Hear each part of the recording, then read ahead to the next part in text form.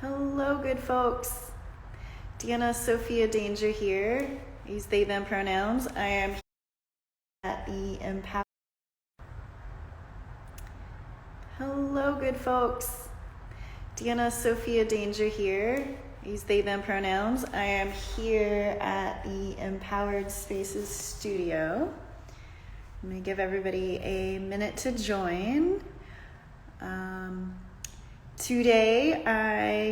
Hello friend. Today I am offering a live mindfulness meditation practice session. So I am the new mindfulness teacher here at Empowered Spaces, and today I'm piloting the Instagram account. So I normally do practice sessions here every Thursday, 5 to 5:45 p.m. And it always starts with a little bit of an introduction. I greet new folks, talk a little bit about mindfulness. It is open to all experience levels, so you don't have to have any experience to show up. We'll talk about the basics, and then just do a lightly guided mindfulness meditation practice. I really dig. Hello, good folks. Deanna Sophia Danger here. I use they, them pronouns. I am here at the Empowered Spaces studio. I'm going to give everybody a minute to join. Hello friend. Today I am offering a live mindfulness meditation practice session. So I am the new mindfulness teacher here at Empowered Spaces, and today I'm piloting the Instagram account. So I normally do practice sessions here every Thursday, 5 to 5:45 p.m. And it always starts with a little bit of an introduction. I greet new folks, talk a little bit about mindfulness. It is open to all experience levels, so you don't have to have any experience to show up. We'll talk about the basics, and then just do a lightly guided mindfulness meditation practice. I really dig mindfulness as my meditation and kind of self-care favorite of choice, because it really puts the keys to my well-being in my pocket, which was really important to me as a trauma survivor. I'm also neurodivergent, and there's a lot of different things going on with my various identities and who I am and what I've gone through in my life. So mindfulness was the thing that really helped everything else stick together, because it really helped me be aware of what was going on in my body. So mindfulness meditation really is insight meditation, and it is about seeing clearly. Where can we join online? Yes, I'm doing it right here this afternoon, a little practice session. Thank you for that question. And weekly, I will be doing this digitally and here in person. So you can come here to the practice space. We've got chairs and cushions available. And if you click on over to my page, which is at Deanna Danger, you can find me there in the Empowered Spaces Instagram grid there and find my info. Or just go to deannadanger.com and get signed up for my mailing list, so you can get all of the info to your inbox. That way you can get the links. It's easy to join. You can do so here in person, or you can do online. And just to kind of talk a little bit more about mindfulness, as I was saying, it's my favorite part of my self-care toolkit. There's a lot of things in the self-care toolkit, but I like to think that mindfulness is like the eggs and the batter of the self-care toolkit, because again, it helps put the agency of my well-being back in my pocket. I'm aware of what is going on. Mindfulness is not escapism. It is not about pushing things away. It's a tool. It's a technique, and it's a skill that we can develop to help us be with whatever is happening in our body. We don't have to deny the bad things. We don't have to feel guilty about feeling the good things. It is a space to be with all of it and be with the full breadth of the human condition. So the way that I teach mindfulness is I like to talk about it as kind of a dial. where you can tune in parts of your mindfulness, tune it in, tune it up, tune different parts, because balance, as you know, is a state of constant recalibration. So balance is very hard to achieve, and once you achieve it, then something else needs to be rebalanced. So balance is constant recalibration. So mindfulness to me is that tool of recalibration. Mindfulness, the way I teach it, is broken down into a few different parts. So I do teach an introductory level class, and my next one is here at Empowered Spaces on November 1st. You can also find that on the Empowered Spaces website. It is but I teach a few different classes. We break it down into the parts of mindfulness. So there is mindfulness of the breath and the body, and I teach in a trauma-sensitive fashion. So for folks out there where breath is not the best choice to rest your awareness, I totally get that. I'm also a lifelong anxiety sufferer myself, so breath wasn't super accessible to me when I first started my meditation journey. So I used other things in my meditation journey to help bring me into awareness with the here and now. So that is what mindfulness is. It is remembering that we are right here, right in this moment. We are not lost in our thoughts. We are not lost in the past. We are not thinking and worrying about the future. So it's a way of regaining that agency right here in the moment. Some other things that we can use as an anchor. So an anchor is what we choose to have our awareness rest with. So we have something that's stable and accessible to us. Usually it deals with the five senses. So anything within those five senses that is going to be safe and accessible for you can work as a really good anchor. Breath can certainly be one of them, and that is something, if it's hard at first, I definitely recommend working with it methodically and slowly at your own pace and within your own window of tolerance, which is a term coined by Dr. Dan Siegel.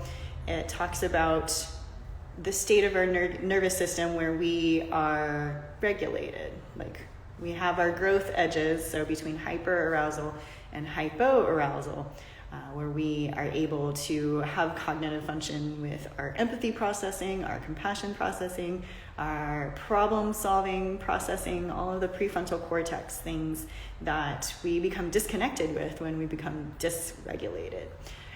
So yeah, if breath is not super accessible, we can choose sound. Sound was definitely one of my very first anchors that I worked with. You can think about what are the sounds in the room. What are just things that you can notice? I'm a big fan of meditating outside. So you get the live nature sounds out there that you can rest with, the wind. Other ways that you can think about breath, if it's not super accessible inside, you can think about how breath happens on the outside. So what breath can you feel on the tip of your nose? What breath can you feel on the tip of your lips? You can think about the air on your skin. So again, going back to touch. When I meditate here, I also bring a candle with me. Let me see if I can grab it.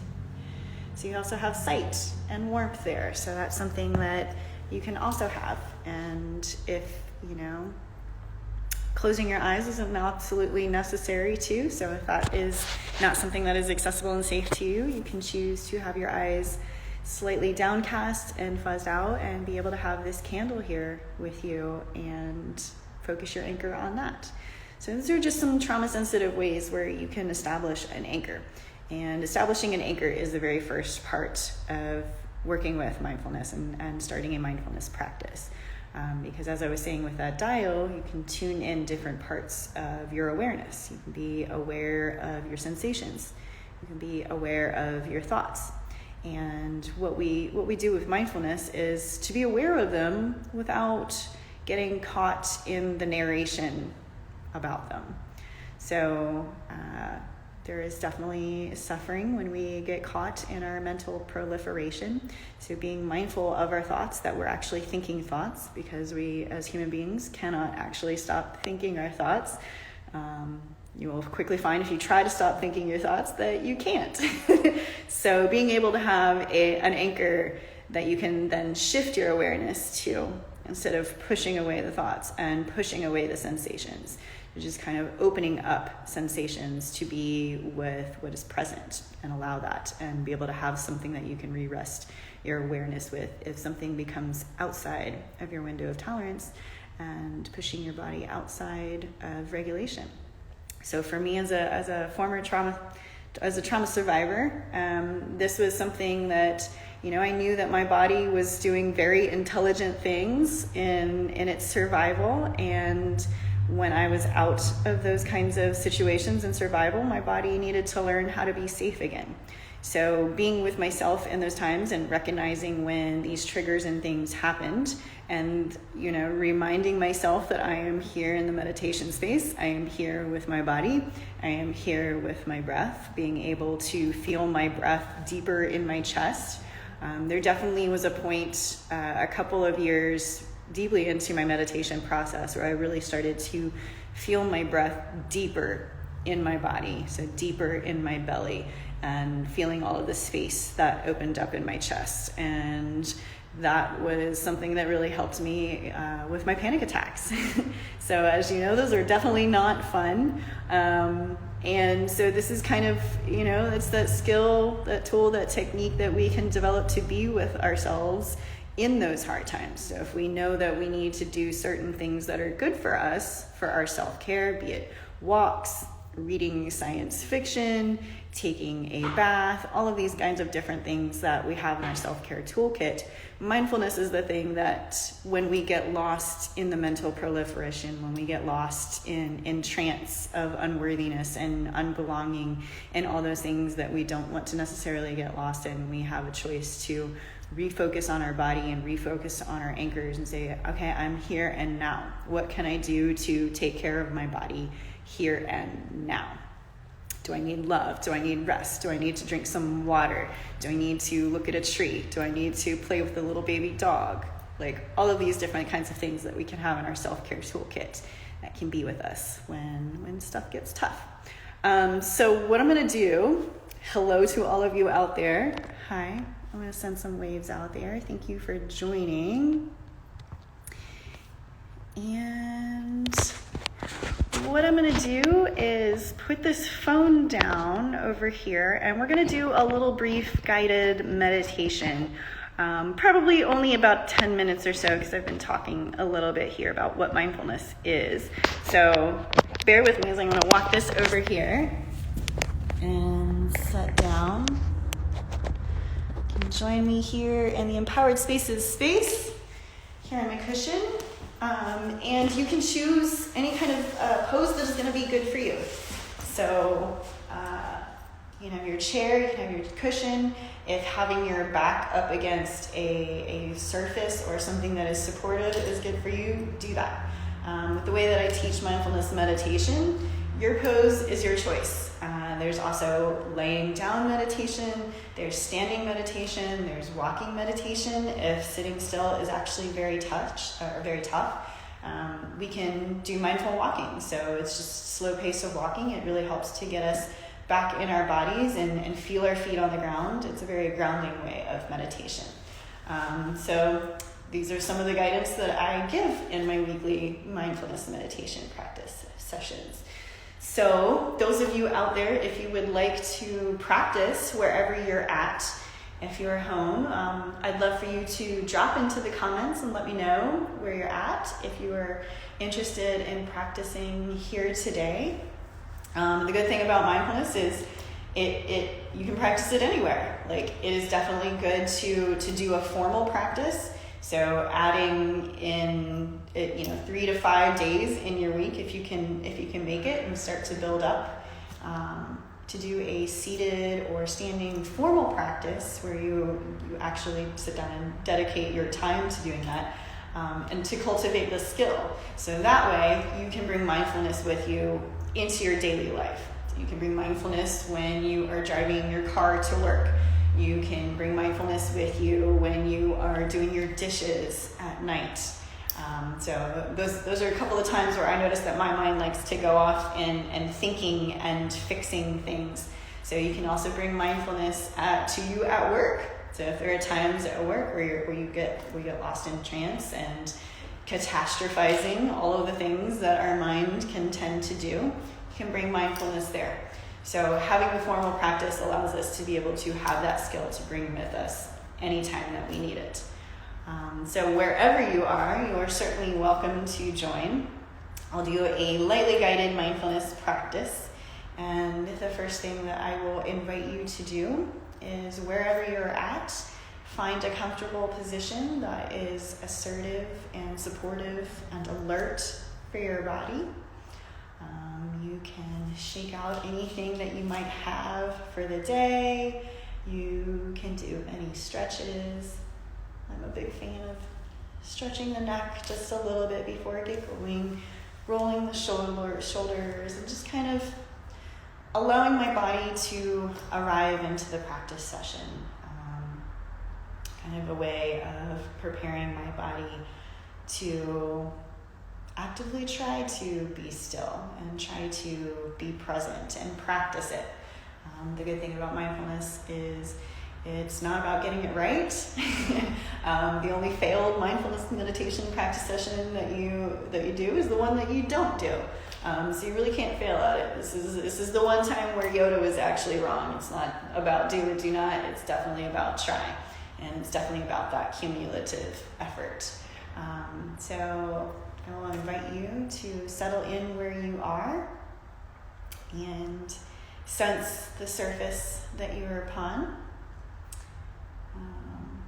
Can kind of get in touch with where you feel gravity in your body and how that connects with the earth and how you feel that presence with you where you are at. You can drop your eyes. You can keep them closed if that's safe and accessible to you. Or you can choose to keep them downcast and just fuzzed. So, bringing into awareness our senses. And just allowing ourselves for this moment here to pause. And see what senses become alive. And we might have our hearing arrive for us first. So wherever you are at home, you can sense what sounds are around in your room. If you're in your car, you can sense what sounds are around in your car. If you're in your car, I hope you are not driving. And definitely park, pull over, and practice mindfulness on your way to work. You can practice mindfulness in your car, on your way home from work, as a way to clear the cache, as it were, of the day. And taking a few breaths in at your own pace, not trying to force or speed up or slow down, and just being with what is naturally present with you today.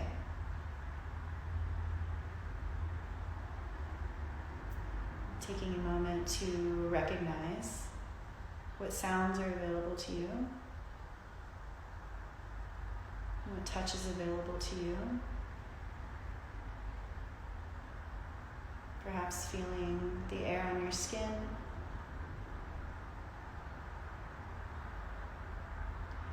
feeling where your clothing touches your body. If you are seated in a chair, you can sense the chair, your feet on the floor.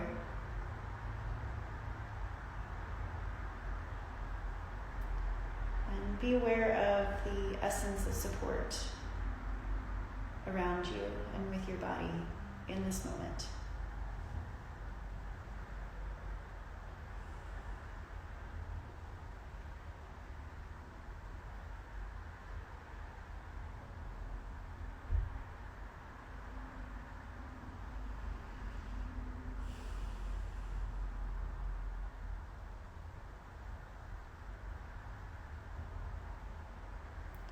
And as you settle, you might have some deeper breaths arise. You can allow any natural yawns that arrive.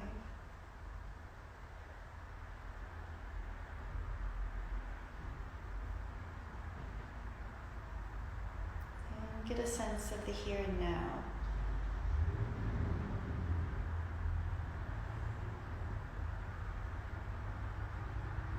Knowing that you are taking this moment out of your day to attend to your wellness.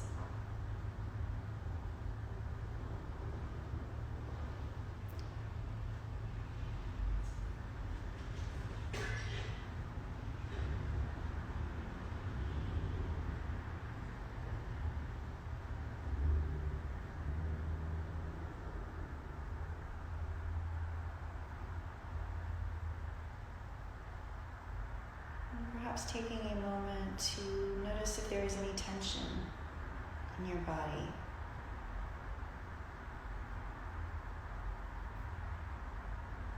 And knowing that it's okay if it's there, you can greet it.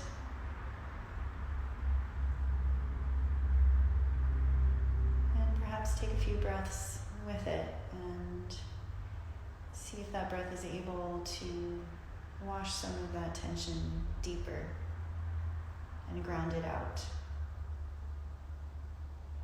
So noticing if there is any clenching, perhaps of your jaw.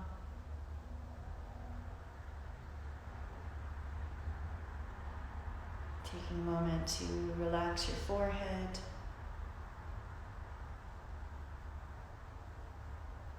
Relax the back of your neck.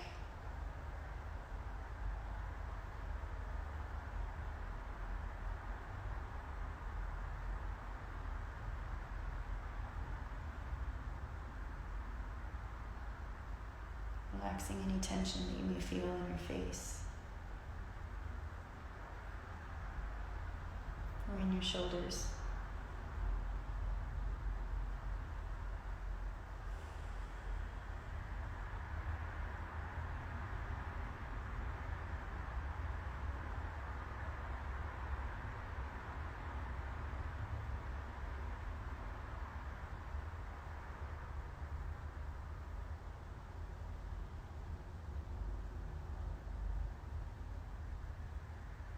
Continuing to sense your awareness with your body on the surface or your hands. If it is difficult to sense your body, you can maybe even give your fingers a little wiggle so you can get a sense of them.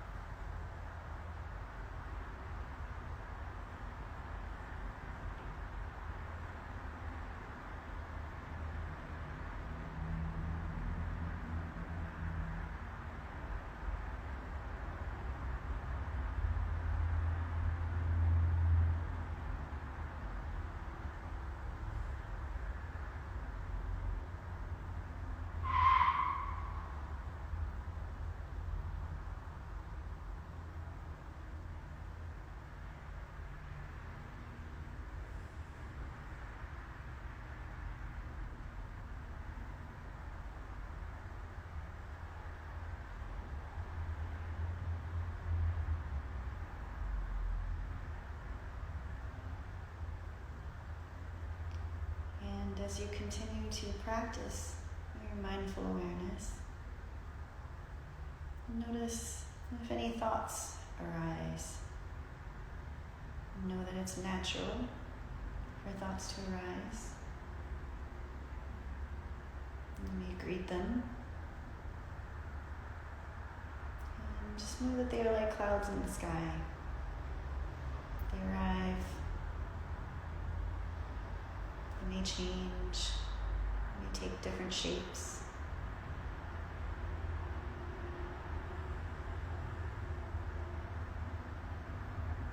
And as we settle our awareness with our anchor, to be that our body connected to the surface you're on, the air in your skin.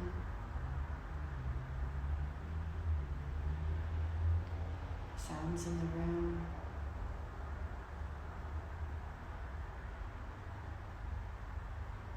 You can notice how the thoughts drift away. They're impermanent.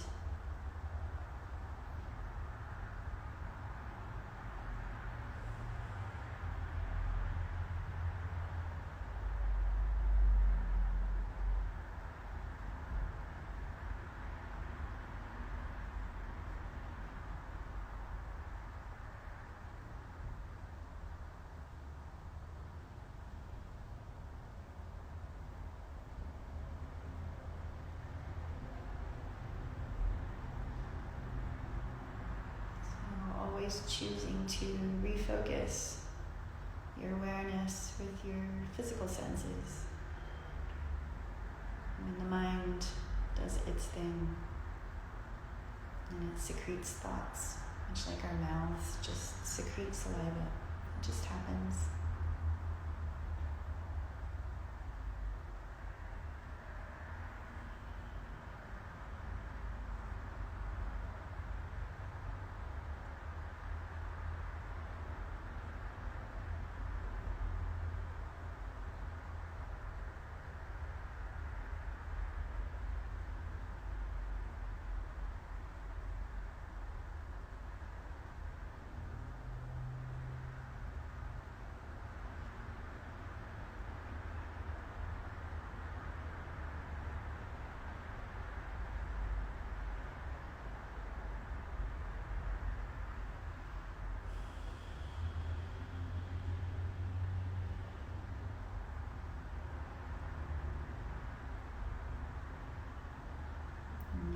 Start to sense space that opens up in your body.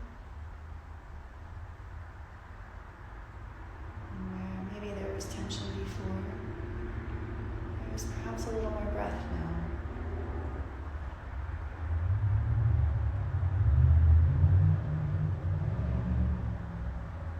Perhaps a little more connection with the surface that you were upon.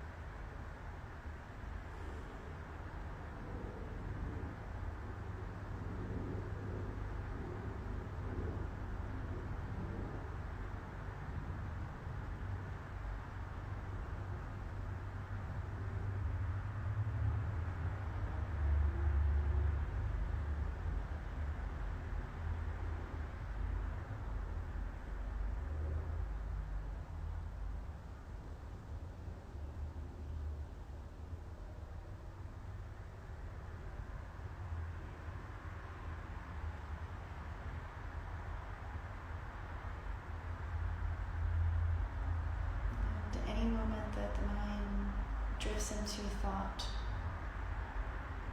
and begins labeling feelings, labeling thoughts, can gently guide our awareness back to our anchor.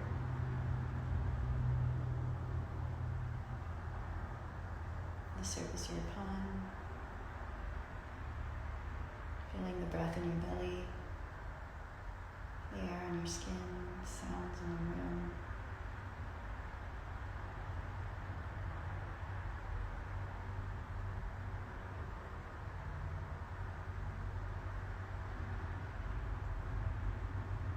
And it's important to know that if difficult things arise during your mindfulness practice,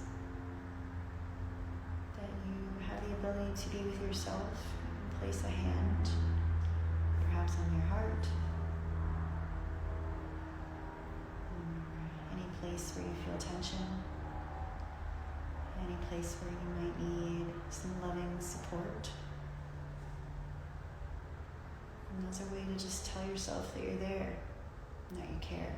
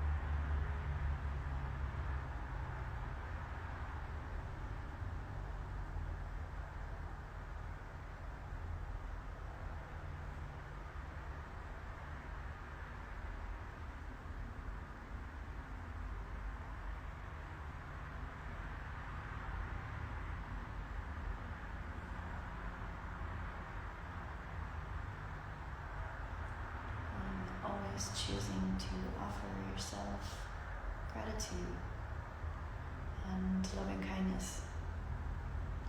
For choosing to care for your nervous system and your wellness in your mindfulness practice and in all your self-care practices.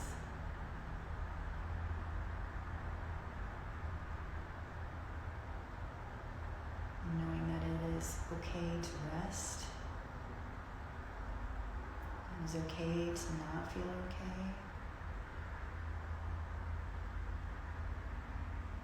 And it is okay to have a difficult journey.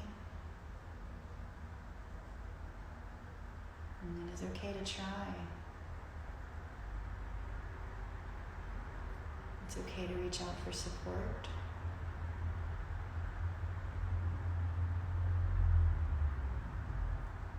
It's okay to hold your heart with kindness.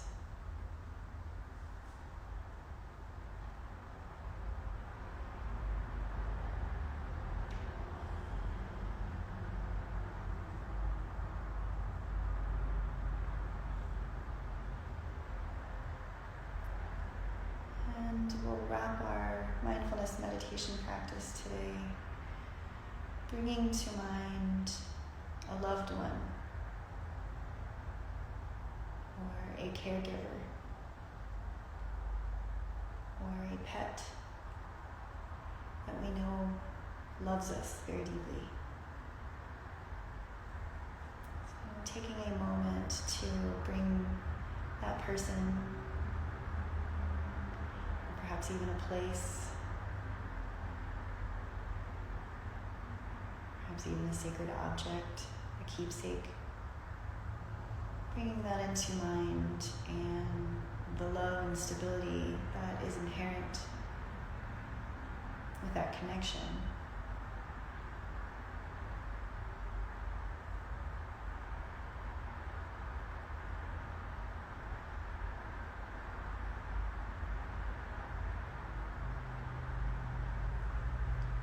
Taking a moment to sense in to what that person, that caregiver,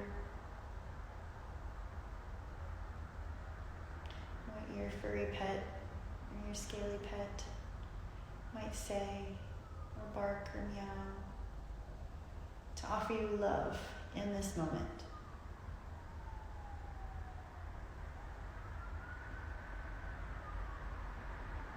Knowing that we all do better with love in our day. So taking this moment to offer love from that connection to your heart today.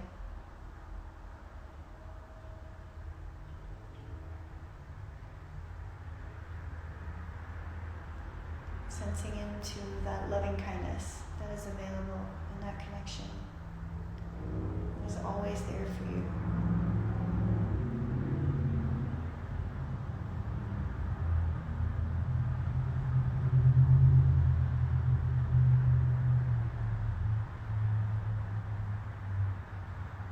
Sensing the sweetness, the respite, and the care, and the nurturing.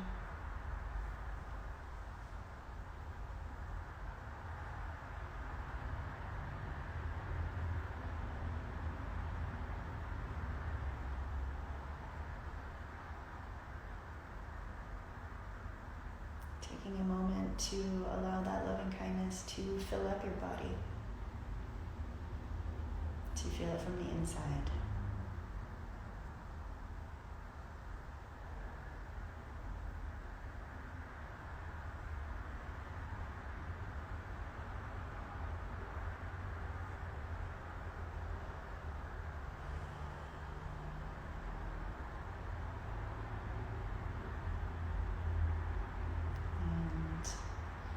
Let's take a few deep cleansing breaths.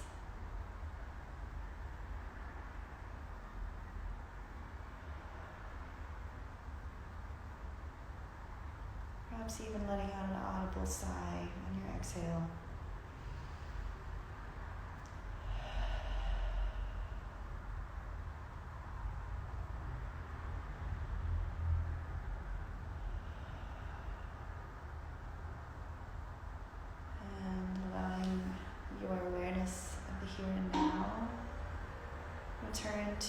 sounds in the room.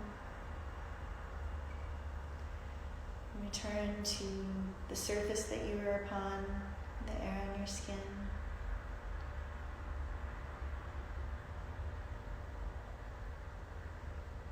And as we gently guide ourselves out of this guided meditation, you can allow some movement to come back into your body.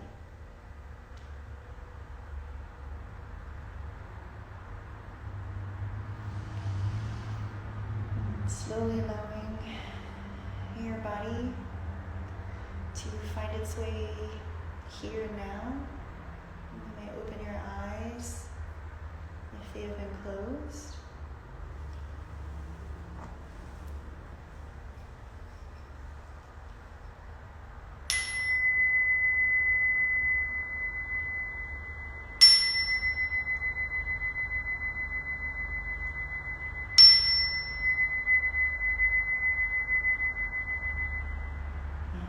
Hopefully my bell came across on the technology. Sometimes the bells don't always work the best with digital technology. But I welcome you back from our guided meditation. Blessings to you. Take a moment to offer yourself gratitude for being here and trying this out today. Offer yourself gratitude for taking a moment to attend to your nervous system, to attend to your wellness. That every moment attending to your wellness is a moment well spent, even if it is challenging, even if it doesn't feel like it was doing anything today. It is definitely about the try. So like I said, this is the one time that Yoda was wrong. It's not do or do not. It's definitely about the try. So that was a brief mindfulness guided meditation with a little bit of metta, which is the Pali word for loving kindness, that we did at the end of the session. And I like to bring loving kindness or metta into our meditations because we just always need that little bit of extra support in the day. And it's definitely one of my favorite practices and something that I include in my courses. So if you have enjoyed this practice session today online, you can find me on the Empowered Spaces website, or you can find me at my own website, which is deannadanger.com, DEANNA danger.com. As I like to tell I work in the theater, and I'm a front of house manager for the Repertory Theater, and I teach a lot about safety and de-escalation and bystander intervention. And like I tell people, my last name might be Danger, but my middle name is Safety. So bringing the safety of mindfulness meditation into our world to be with us no matter what, because this is a practice that is about having the keys of our own agency in our pocket and having more of ourselves at the end of the day. So if you're interested in this, I am here at Empowered Spaces every Thursday from 5 to 5:45 p.m. I start with a little bit of introduction. I like to know what their experience is with mindfulness or with other various meditations, what works for them, what doesn't work for them, what are things that are accessible, so that I can guide in a way that works for the group and offer practice for what is going on today with the folks that are practicing. So you can join me here in the space.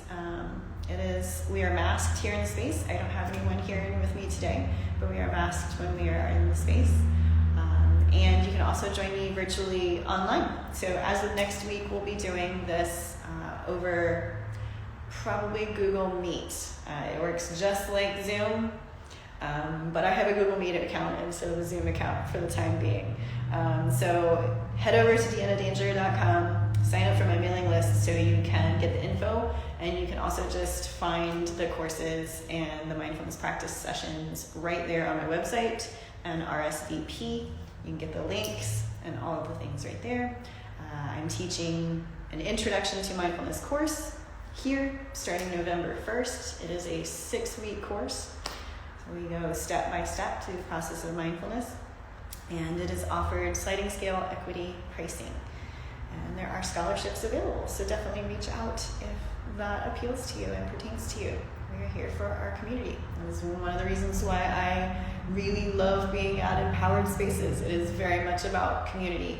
And I guess that's kind of what I will close with about mindfulness, that it is a practice that we can do ourselves and have with us anywhere, but being able to practice with others and practice regularly, oof, that is just the icing on the cake. That is what our nervous systems do to co-regulate with each other. So if you were a big fan of timeout in elementary school, like I was, this is kind of like adult timeout. So being able to take that moment in our day and really just clear the cache of the mind, let our body not do anything, not solve anything, not fix anything, not have to do, and just